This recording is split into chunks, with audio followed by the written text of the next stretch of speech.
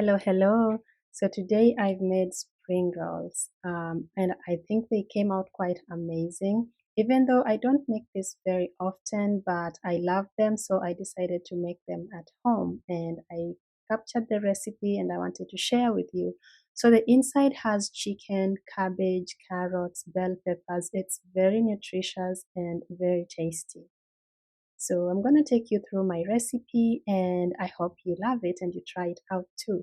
So I'm using chicken tenders. I just went ahead and sliced the chicken tenders very thinly. So the good thing with chicken tenders is that they cook very quickly. They're also nutritious. They're less in fat. And so I think it's a great option for chicken, for these spring rolls. So that's the size you should be going for so that they fit neatly into your spring rolls. Then you'll need some garlic.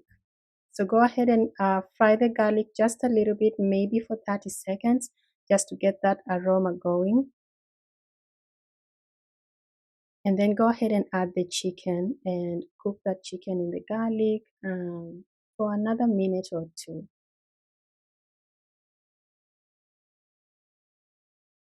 Now we'll season the chicken with salt and black pepper. Of course, if you love different seasonings, you could add them to the chicken as well, but I did not want to over season the chicken. Now we are going to cover the chicken and let it simmer until it's thoroughly cooked. In the meantime, I'm going to be chopping the veggies that will go into the filling. Now these veggies have to be chopped in a certain specific way so that they fit in neatly. So take a look at how I sliced my cabbage. I've also learned this from, YouTube recipes. So go ahead and slice your carrot thinly. Same thing with your bell peppers. You also want to maintain about the same amount, the same length for all your vegetables. So you'll see that for the red pepper that I'm using here, it's quite thin.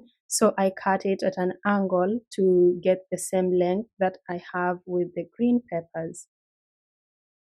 This works better than cubing or dicing the vegetables so that they maintain their crunch. Now let's take a look at the chicken. It's almost drying up, but it's not there yet. So let's keep cooking it. And then I'm going to chop two more vegetables. So the yellow onion here, just one medium yellow onion. Again, cut that, have longer pieces rather than dicing it. And then I have a quarter head of cabbage.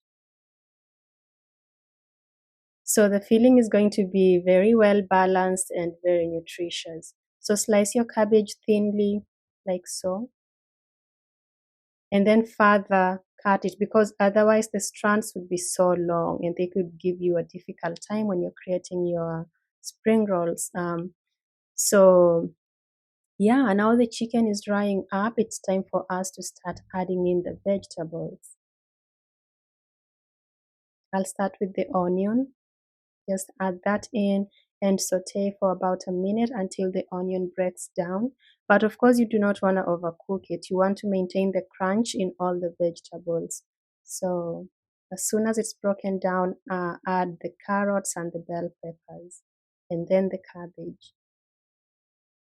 You're going to cook everything until the vegetables have wilted, but do not overcook them. You still want them to be crunchy. So I cook them for maybe 3 minutes, depending on the heat, the heat you have on. You might do it for 2 minutes or as many as 5 minutes. In the meantime, you're going to mix some cornstarch with water. I have all the measurements in the description box. But this cornstarch is going to help, hold everything together, absorb that extra moisture that may come from the vegetables so that your spring rolls are not soggy, later when you're done cooking them. So add a little bit of cornstarch, not too much. Again, you'll take a look at my vegetable measurements versus the cornstarch measurements so that you do not overuse or underuse cornstarch. Now you can see that everything is holding together a little bit more, and that's because of the cornstarch. And the vegetables are still crunchy. That is really important. All right, so now we have our filling ready. Let it cool down a little bit and then Actually, let it cool down fully and then you'll be able to use it in your pastries. Now I'm going to make a slurry here with just corn flour, wheat flour and water, all-purpose wheat flour. Just make it thin as if for crepes, and you'll use that to seal your pastry rolls.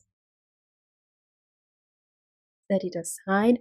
I'm using the TYJ spring roll pastry. I think you can use any other version. I got this from an Asian store near me, and I had used a few earlier, so you can notice that they are a little bit, they've lost a bit of their moisture, but they can still be used. So I just decided to use them for my recipe because I didn't have more in my freezer. So you're gonna place the filling like I'm doing here on one corner, and then you're going to fold it over. Now, like I mentioned earlier, this is not very much my specialty, so I struggled a little bit with creating my rolls, but in the end they came together. Let me demonstrate again. So you're going to fold it over from one corner. Keep everything tight. You do not want your pastry roll to be loose. It could absorb oil that way. Now you're going to fold over the corners, and then you're going to apply some of the slurry on this end, and you're going to fold it all the way. Now they did not come out as neat as the ones I see in Asian restaurants, but this is the best. I believe that comes with practice. Yeah, so this was the best I could do here, and as I make more recipes, I believe I might improve too in folding my pastry rolls.